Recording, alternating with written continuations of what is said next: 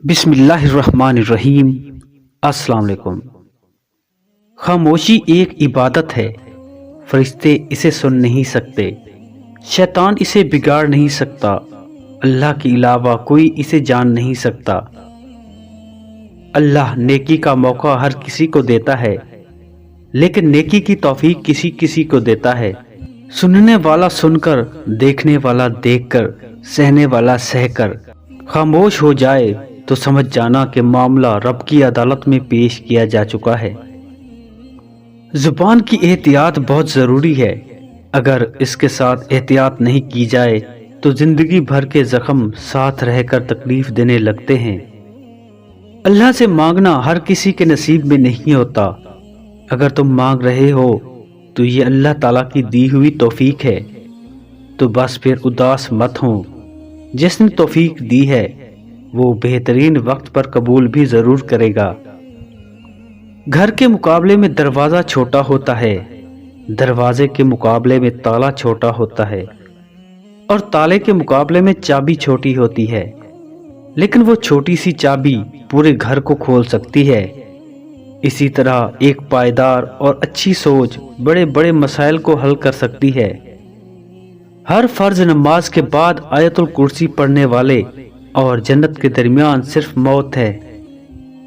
مسلسل دستک دینے سے دروازہ کھل ہی جاتا ہے، اس لیے اپنے رب کی رحمت سے مایوس مت ہوں، ہمیشہ دعا کرتے رہنا۔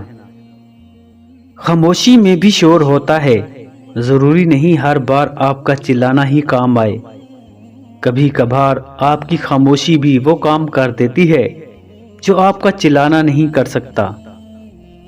جس نے نمازوں کی فکر چھوڑ دی، اللہ نے اس کی فکر چھوڑ دی۔ انسان کو جتنا لگاؤ رزق سے ہے، اتنا لگاؤ اگر رزق دینے والے سے ہوتا تو اس کا مقام فرشتوں سے بڑھ کر ہوتا۔ ہر بندے کا کوئی نہ کوئی اسماعیل ہوتا ہے، جب تک وہ اپنے اسماعیل کی گردن پر چھری نہیں رکھتا، اللہ کی دوستی نصیب نہیں ہوتی۔ اپنی آرزوؤں کی گردن پر، اپنی خواہشات کی گردن پر چھری پھیرو۔ اللہ کے محبوب سے محبوب ترین چیز قربان کرنے کے لیے آمادہ ہو جاؤ، پھر تمہیں وہ اپنی قربتوں سے مالا مال کر دے گا۔ واقعی گھر اینٹوں سے نہیں، گھر تو اس میں رہنے والے لوگوں سے بنتے ہیں، کسی ایک کی کمی بھی اسے ویران کر دیتی ہے۔ اللہ تعالیٰ فرماتا ہے، اگر 7 سمندر کا پانی بھی دوزخ میں ڈال دیا جائے تو بھی دوزخ کی آگ کم نہیں ہوگی، جبکہ میرا بندہ جب میرے سامنے ہاتھ پھیلا کر روتا ہے تو اس کی آنکھ سے نکلنے والا ایک آنسو کا قطرہ اگر دوزخ میں ڈال دیا جائے تو دوزخ کی آگ ختم ہو جائے گی۔ ہر شخص کے لیے دنیاوی زندگی امتحان و آزمائش ہے۔ جو شخص قرآن و سنت کو مضبوطی سے تھامے رکھے گا وہ کامیاب ہوگا، اور اس کو چھوڑ کر شیطان کی پیروی کرے گا وہ ناکام ٹھہرے گا۔ ہمت مت ہارو، دعا مانگتے رہو تب تک جب تک جواب نہیں مل جاتا۔ جب وہ تمہیں صبر کی انتہا کو لے آیا ہے تو یقین رکھو کہ آزمائش اب ختم ہونے والی ہے، اور پھر ہر اس چیز سے نواز دیا جائے گا جس کے لیے تم راتوں کو اٹھ اٹھ کر جھولی پہلاتے تھے۔ اپنے غم کی شکایتیں انسان سے نہیں کرتے، اپنے غم کی شکایت ہمیں صرف اللہ سے کرنی ہے۔ جو رب کو میرے قبول ہو وہی کاش میرے اصول ہوں، وہی صبر ہو، وہی گفتگو، وہی سادگی، وہی عاجزی۔ ایسا کوئی زخم نہیں جس کی اللہ کے پاس شفا نہیں۔ حکمت ملتی ہے قرآن پڑھنے سے اور قرآن پر غور کرنے سے۔ آپ جب قرآن کی آیات پر سوچنے لگ جاتے ہو تو آپ کی سوچ کو گہرائی ملتی ہے۔ جو ہر وقت باوضو رہے گا اس پر جادو کا اثر نہیں ہوگا۔ ہمیں ہمیشہ ایسا لگتا ہے کہ ہم صحیح ہیں اور دوسروں کو درستگی کی ضرورت ہے۔ یہ ایسا ہی ہے جیسے اپنے چہرے کی بجائے صرف شیشے کو صاف کرنا۔ آپ صلی اللہ علیہ وآلہ وسلم نے فرمایا، جو شخص کسی مسلمان کی عیب چھپائے اللہ قیامت کے دن اس کے عیب چھپائے گا۔ دل کا بوجھ اللہ کی بارگاہ میں رونے سے ہلکا ہوتا ہے، جہاں نہ ماضی کا تانا ملتا ہے اور نہ آپ کو دھتکارا جاتا ہے، وہاں کرم کی چادر پر آپ کو ڈھانپ دیا جاتا ہے۔ نبی کریم صلی اللہ علیہ وآلہ وسلم نے ارشاد فرمایا، اچھے اخلاق سے زیادہ بھاری میزان میں کوئی چیز نہیں۔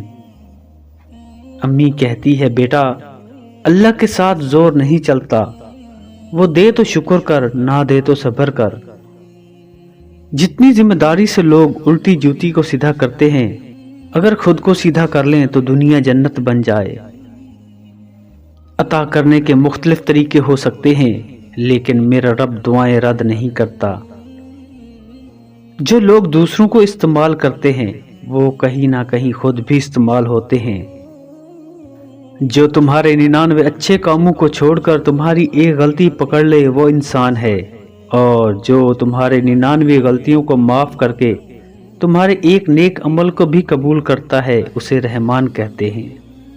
سود اور حرام کھانے والے کی دعائیں قبول نہیں ہوتی۔ کبھی کبھی سوچتا ہوں، اگر وہ رحیم نہ ہوتا تم مجھ جیسے کہاں جاتے۔ ایک پل میں مومن تو دوسرے پل منافق ہوں، اور یہ بات صرف وہی جانتا ہے، کسی اور کو پتہ بھی نہیں لگنے دیتا۔ نہ جانے کتنے دن، کتنے مہینے اور کتنے ہی سال اس کی نافرمانیوں میں گزار کر اسے ایک بار پکاریں تو سن لیتا ہے۔ کون کر سکتا ہے ایسی محبت میرے رب کے سوا؟ جب اللہ سے محبت ہونی شروع ہو جاتی ہے تو اس محبت کا اثر ہمارے اوپر ظاہر ہونے لگتا ہے، ہمارے قول و عمل سے۔ اللہ کی محبت سکون ہے، امید ہے، توکل ہے، دعا ہے، عبادت ہے، اور پتہ ہے اللہ کی محبت خاموش رہنا بھی سکھاتی ہے۔ ایسی خاموشی جو دل کی گہرائیوں میں کہیں جا کے اللہ سے سرگوشیاں کرتی ہے، جس کے اندر سارے احساس بیان ہوتے ہیں جو اللہ کے سوا کوئی نہیں سنتا، کوئی نہیں سمجھتا، کوئی نہیں جانتا۔ دوسروں پر بھروسہ کرنے کی بجائے صرف اللہ تعالیٰ پر بھروسہ کریں کہ وہ آپ کے لیے صحیح وقت پر صحیح دروازہ کھول دے گا۔ دل کو مایوس مت ہونے دیں، بس یقین رکھیں اللہ کے فیصلوں پر۔ اگر دیر ہے تو یقیناً اسی میں خیر ہوگی انشاءاللہ۔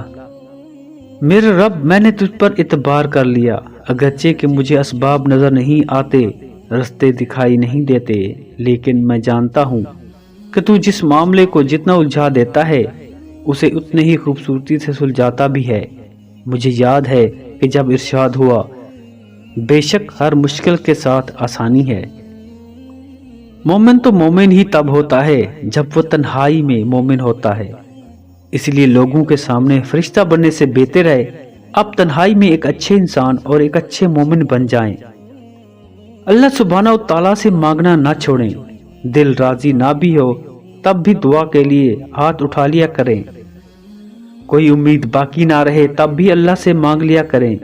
جو رات سے دن نکال سکتا ہے، نا امیدی سے امید ایسے نکالے گا کہ آپ حیران ہو کر رہ جائیں گے۔